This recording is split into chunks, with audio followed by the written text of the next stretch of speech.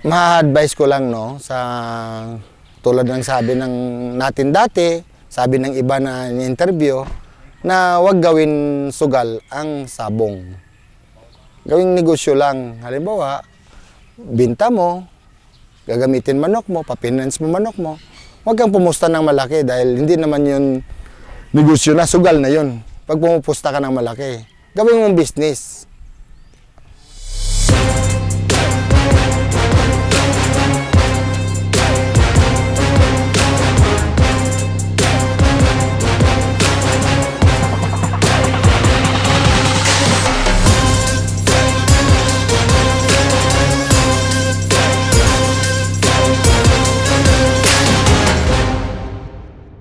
Magandang araw po. Ako po si Johnny Tobiano ko ng Just Game Farm.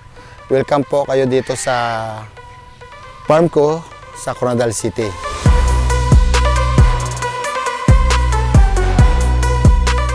Actually, pag gina-produce ko sa farm ko, almost 2,000 head stag a year.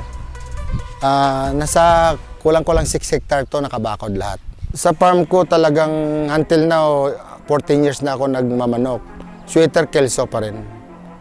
Tsaka yellow ligidats. Tatlo lang, hindi na ako nagdadagdag ng iba. Kasi masakit na sa ulo pag marami. Dapat nakakonsentrate ka sa gusto mo lang na linyada. Hindi yung sabi ng iba na ganyan. Tulad sa atin kasi magaling yung manok ng iba. Siya lang gumawa noon eh. Siya, sariling gawa na pag-combination ng mga linyada, kaya nag-click. So ikaw, gumawa ka rin ng gusto mo, hindi yung sabi ng iba. Yun ma-advise ko sa mga baguhan na gusto magmanok. Pumili kayo ng manok na gusto nyo. Huwag kayong magparami na iba-ibang linyada. Magulo yan sa breeding, magulo yan sa conditioning. Lahat magulo ang farm mo. Dinaanan natin ang zero din, dinaanan din natin yung champion eh. Pero tuloy-tuloy pa rin tayo.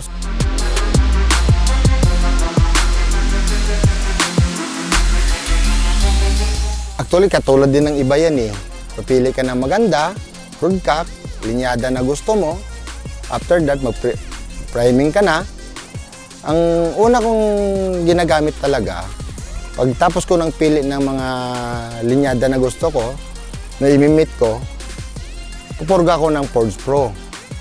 After that, liguin ko ng Trillium. After 3 days, tuturukan ko ng Buliboy. Yan na lahat ang ginagamit ko. So, every week na lang, yung mga broodcock na pinipili ko, tinuturukan ko lang ng Buliboy. Yung gamit ko ng Seed Pro na multivitamins with probiotic. After alam ba, palagay natin, sa akin kasing sistema, Monday to Saturday, mag-Seed Pro ako. Pagkalinggo, sa umaga lang yan, pagkahapon, plain water tayo. Sa linggo, isang araw pahinga, plain water.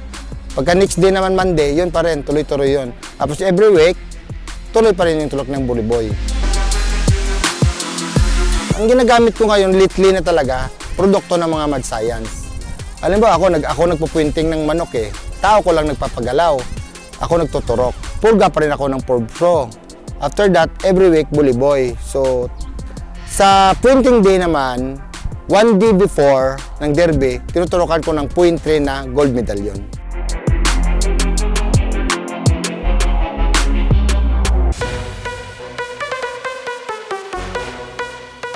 Ako, advice ko sa baguhan na gustong magkaroon ng sariling farm.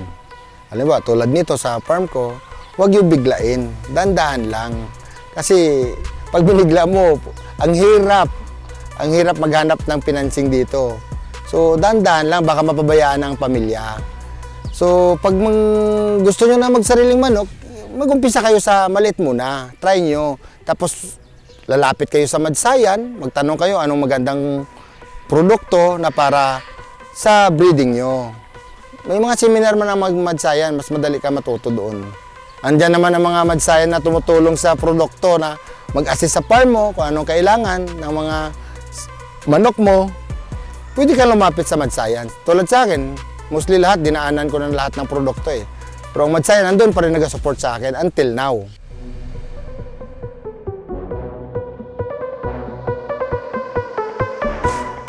Muli, ako po si Johnny Tobiano ko ng Just Game Farm. Believe ako sa Mad Science.